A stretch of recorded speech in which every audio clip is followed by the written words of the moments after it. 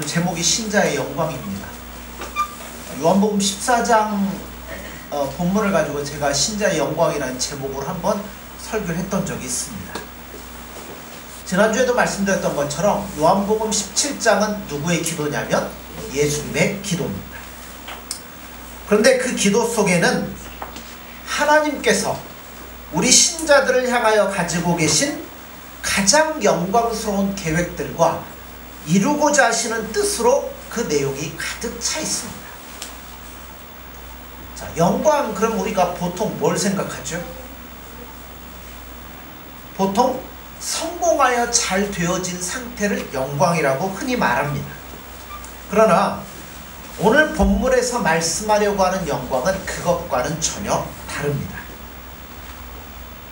여기 오늘 예수님이 기도하셨던 1절을 보면 예수님이 하나님 앞에서 요구하신 영광은 오직 아버지 하나님의 영광을 위한 것이었어요. 그래서 그 내용을 보면 아들을 영화롭게 하사 아들로 아버지를 영화롭게 하옵소서 라고 기도를 하고 있습니다. 아버지의 영광을 드러내므로 누구도 영광을 받으시는 거예요? 예수님도 영광을 받으시는 거예요.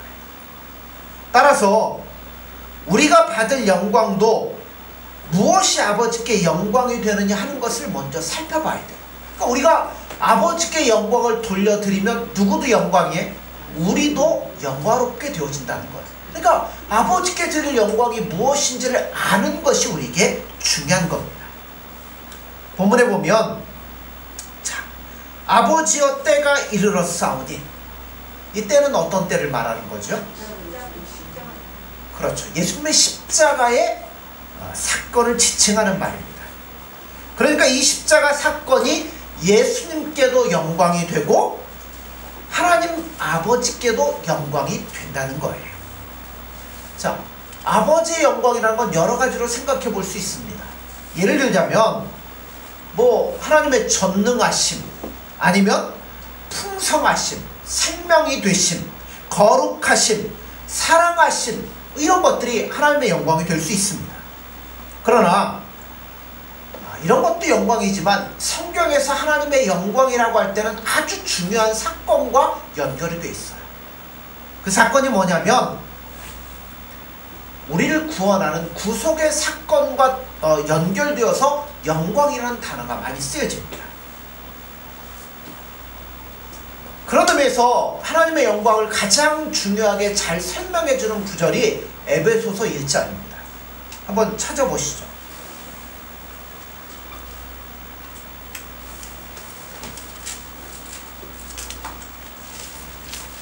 에베소서 1장 3절에서 5절입니다. 우리 교독합니다. 여기 보면 하나님의 영광이라는 말이 3번이 나와요. 그런데 그것이 다 인간의 구원과 아주 밀접하게 연결되어 있습니다. 교독합니다. 찬송하리로다 하나님 곧 우리 주 예수 그리스도의 아버지께서 그리스도 안에서 하늘에 속한 모든 신령한 복을 우리에게 주시되 곧 창세전에 그리스도 안에서 우리를 택하사 그리로 사랑 안에서 그 앞에 거룩하고 흠이 없게 하시려고. 같이 봅니다. 그 기쁘신 뜻대로 우리를 예정하사 예수 그리스도로 말미암아 자기의 아들이 되게 하셨으니. 자, 3절부터 5절까지를 보면 그 주된 내용이 뭐냐면 구원에 관한 내용입니다. 그런데 하나님이 이렇게 우리를 구원하시는 이유가 뭘까요? 6절을 보시죠. 이는 그가 사랑하시는 자 안에서 우리에게 거저 주시는 바 그의 은혜의 영광을 찬송하게 하려는 것이라. 자, 이게 우리를 구원하는 하나님의 가장 큰 이유이고 이것이 하나님의 영광의 가장 최고의 모습이라고 성경은 말씀합니다. 자, 이어서 7절부터 12절까지 교독합니다. 우리는 그리스도 안에서 그의 은혜의 풍성함을 따라 그의 피로 말미암아 속량 곧 죄사함을 받았느니라. 이는 그가 모든 지혜와 총명을 우리에게 넘치게 하사 그 뜻의 비밀을 우리에게 알리신 것이요 그의 기뻐하심을 따라 그리스도 안에서 때가 찬 경륜을 위하여 예정하신 것이니 하늘에 있는 것이나 땅에 있는 것이 다 그리스도 안에서 통일되게 하려 하십니다. 모든 일을 그의 뜻의 결정대로 일하시는 이의 계획을 따라 우리가 예정을 입어 그 안에서 기업이 되었으니 이는 우리가 그리스도 안에서 전부터 바라던 그의 영광이 찬송되게 하려 하십니다. 아멘. 자, 우리를 구원하시는 그것이 언제부터? 전부터 바라던 것이라고 그랬어요. 그러니까 우리를 구원하는 일이 하나님의 영광이 가장 놀랍게 나타나는 부분이라는 겁니다. 자, 또 보시죠. 13절에서 14절 교독합니다.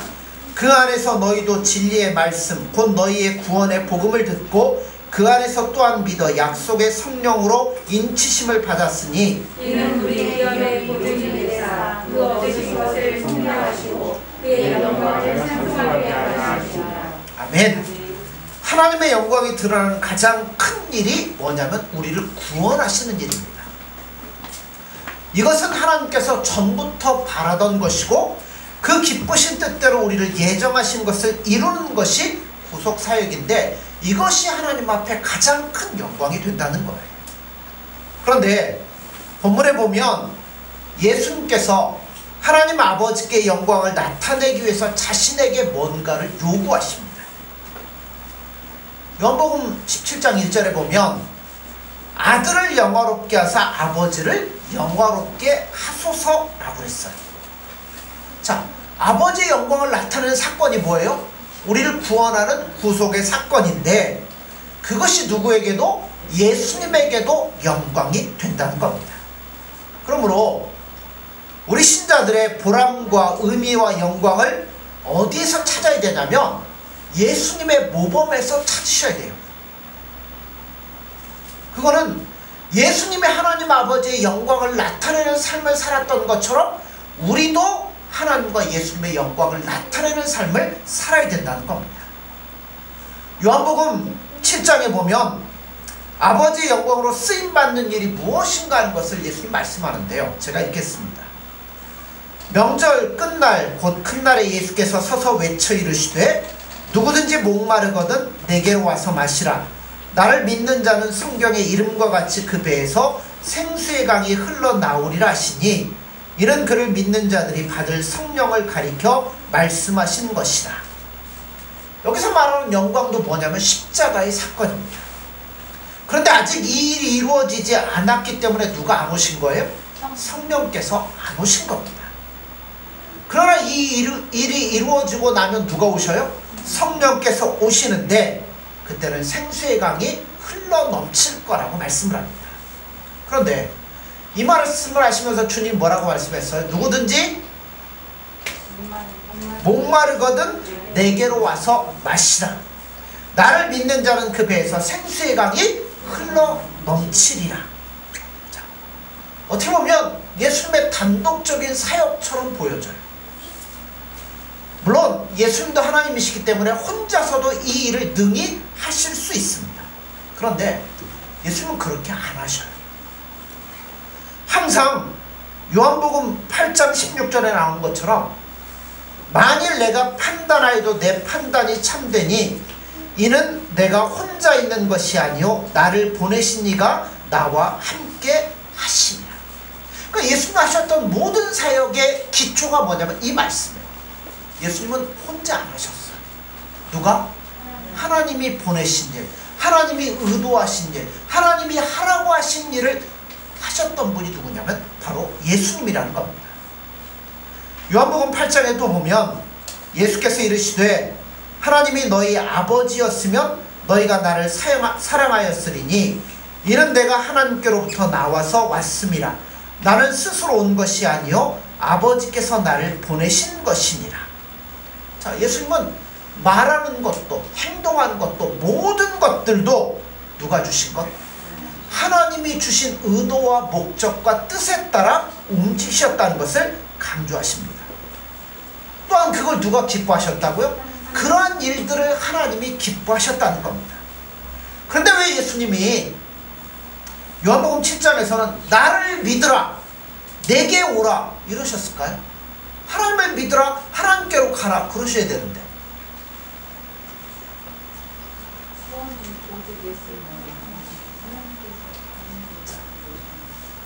예수님이 누구를 보여주신 분이에요?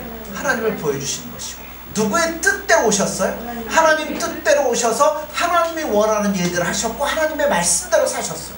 그러므로 예수님을 믿고 예수님을 따라오라는 것은 하나님께로 가는 길에 있어서 예수님을 거쳐갈 수밖에 없다는 거예요.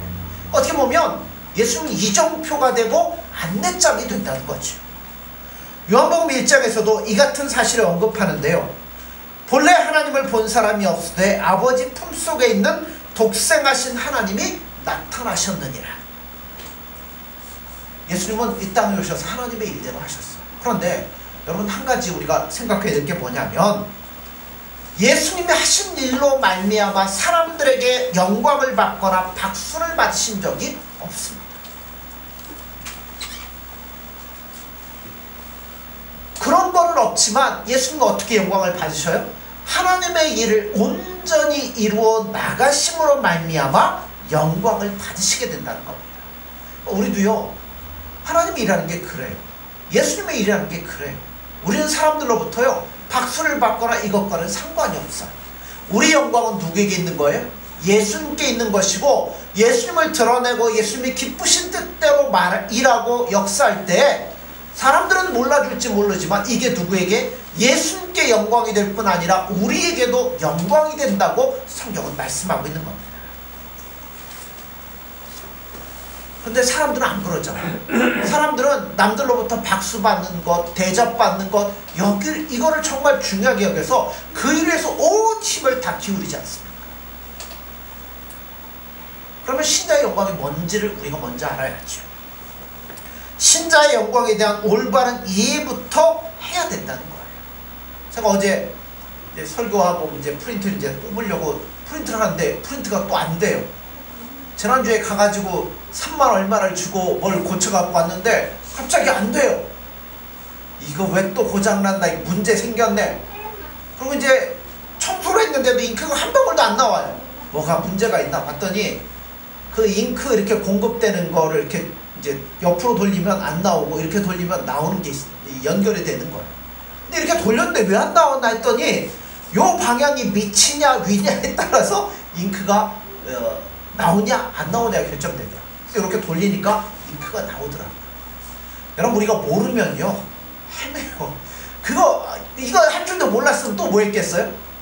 싸들고 AS를 가든지 에이 이놈을 해갖고 내가 새 거 산다. 이제 헤드가 지금 별로 좋지 않은 상태라 여러분 보시면 칼라 주보 이렇게 뒤에 막 줄이 가요. 근데 그거 고치려면 프린트 한 대 값이 거의 들어가는 것 같더라고요. 그래서 내버려 두는데 모르면 헤맬 수밖에 없어요. 신자의 영광이 무엇인지를 우리가 제대로 파악하고 알지 못하면 노력은 노력대로 하고 수고는 수고대로 하면서도 그게 헛된 것이 될 수밖에 없다는 겁니다. 신자의 영광은 남들로부터 쉽게 박수받는 것이 아님을 아셔야 돼요. 내가 이렇게 노력했다고, 내가 이걸 했다고 남들이 알아주고 나를 높여주는 것, 여러분 그것과는 상관이 없다는 걸 분명히 아셔야 돼요. 가끔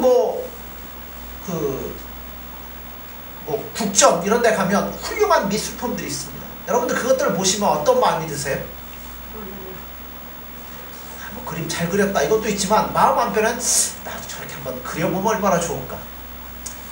막 음악이 막 이렇게 있는 곳, 음악회 가면 뭐 하고 싶어요?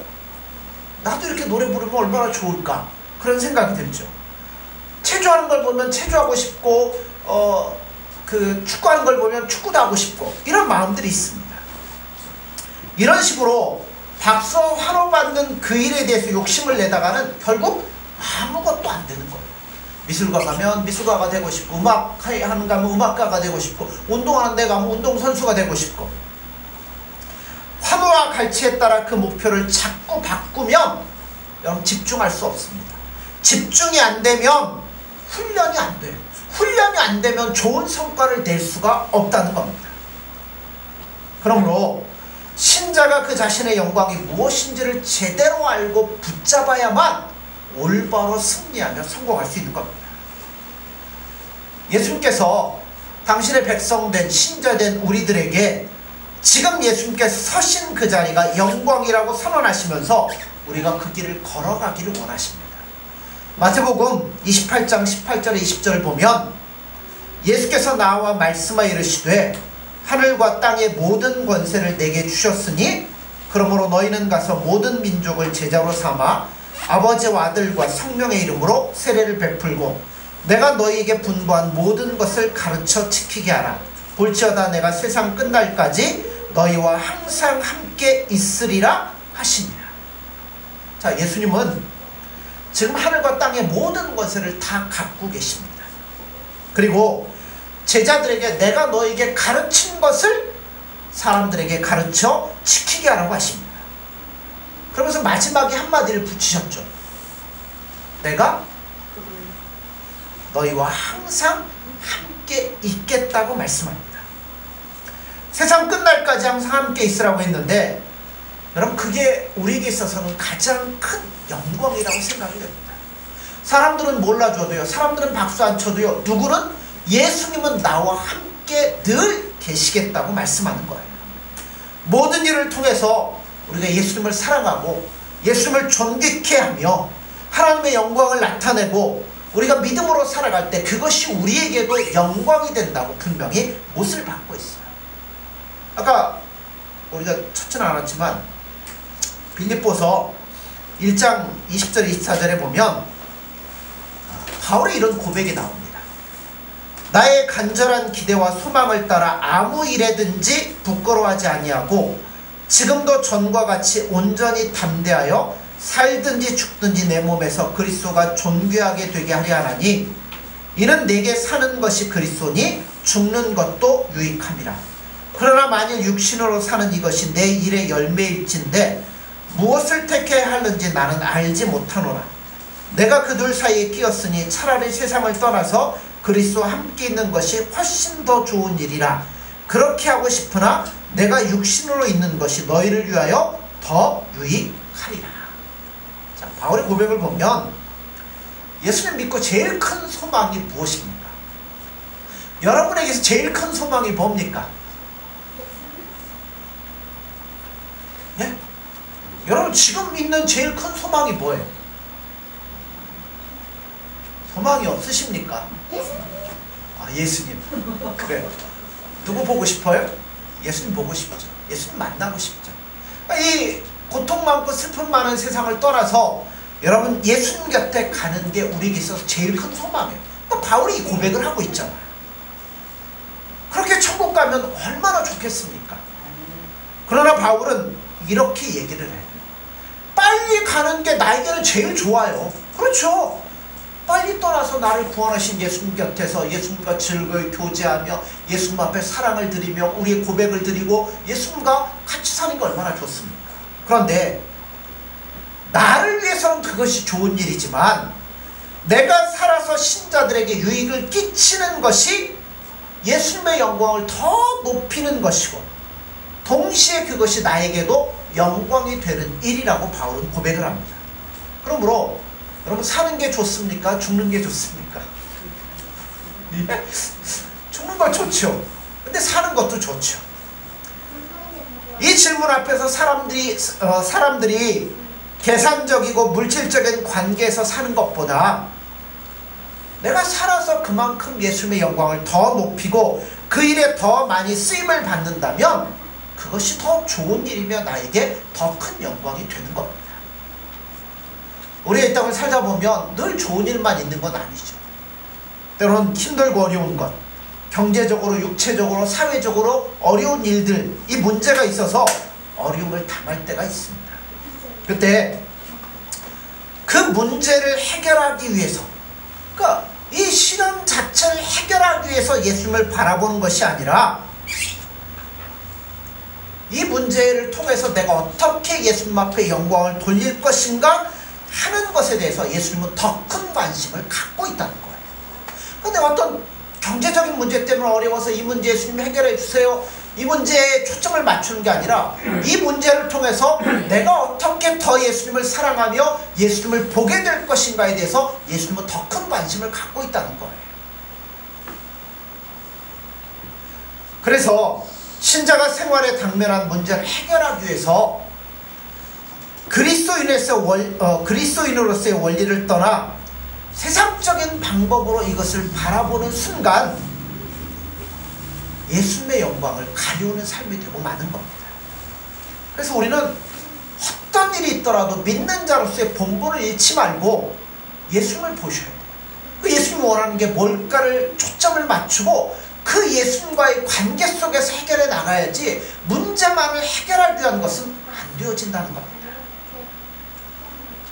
예수님을 바라보고 예수님의 의도를 생각하고 예수님의 뜻이 무엇인가를 묻고 예수님의 도움을 구할 때 바로 거기에 예수님의 영광이 나타나게 되는 겁니다.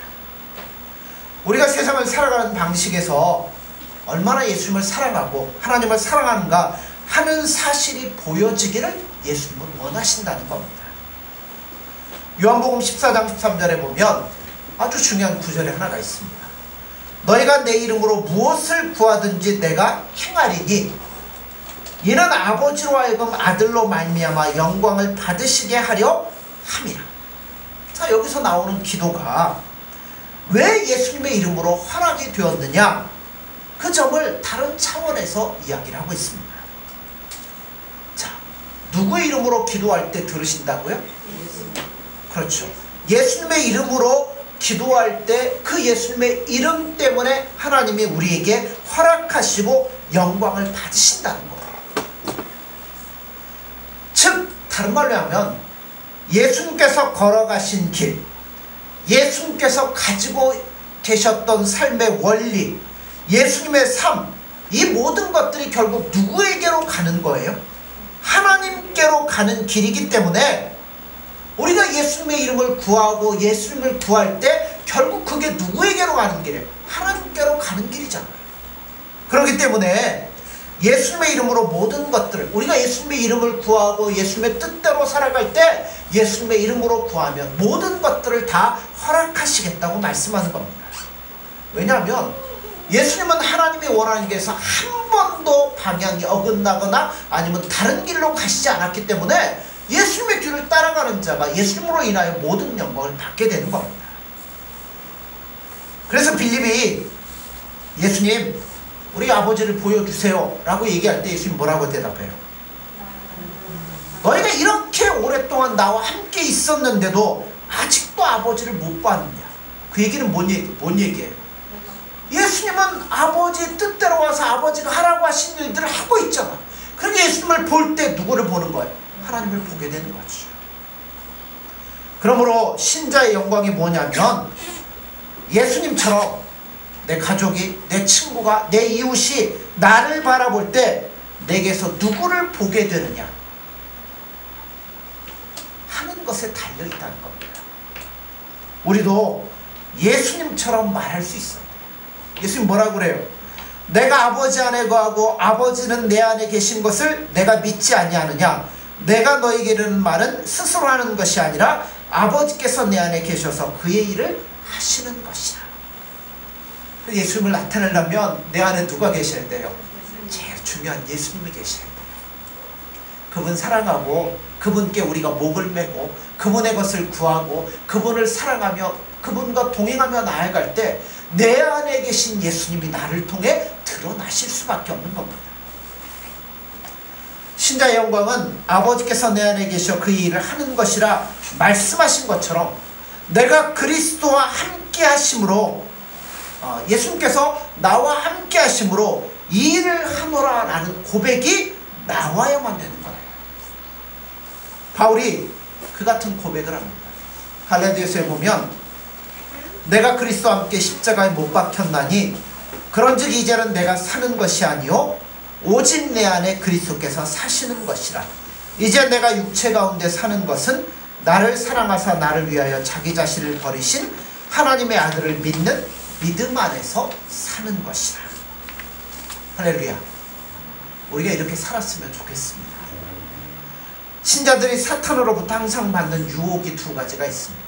하나는 우리가 예수님을 구주로 믿지 못하도록 방해하는 일이 하나가 있어요. 나머지 하나는 예수 믿고 난 신자들로 하여금 신자답게 살지 못하도록 하는 거예요. 내 안에 계신 예수님과 더불어 동행하지 못하도록 만드는 게 사탄이 하는 유혹입니다. 예수 그리스도로 하여금 내 안에 살지 못하게 하여, 그러니까 예수님이 내 안에 안 살면 누가 살 수밖에 없어요? 내가 사는 거죠. 그렇죠?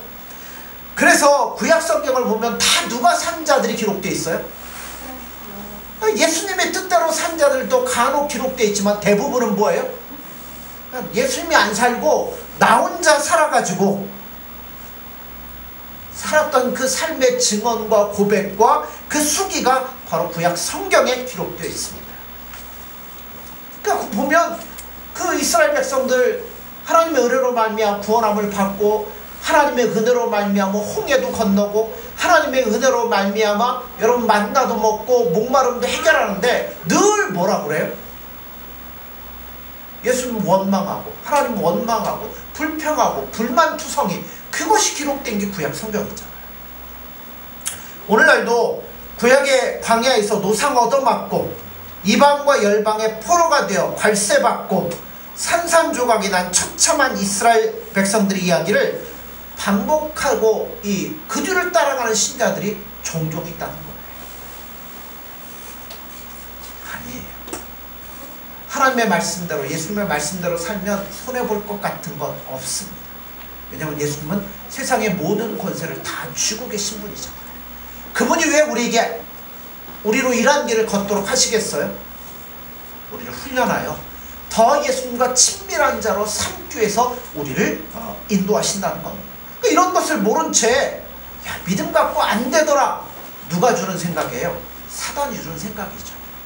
이러한 방법 이대로 살면 여러분 무지하고 어리석을 수밖에 없다는 겁니다. 그러므로 여러분, 우리에게는 누가 함께 하신다고요? 예수님이 나와 함께 하십니다. 그게 가장 큰 영광. 내가 어디를 갈지라도 누가 함께 하시는 거예요? 예수님이 함께 하시는 거예요. 사망의 음침한 골짜기를 걸을 때에도 예수님이 나와 함께 하시는 거예요. 내가 높은 산에 올라가고 내가 즐거이 지낼 때도 누가 함께 하시는 거예요? 예수님이 나와 함께 하신다는 거예요. 그러므로 이 영광의 자리를 여러분 빼앗기고 후회하는 자가 되시지 마시고, 오직 예수님만을 구하셔서 예수님과 즐거이 이 길을 걸어갈 수 있는 저와 여러분들이 되어지기를 간절히 소원합니다. 기도하겠습니다.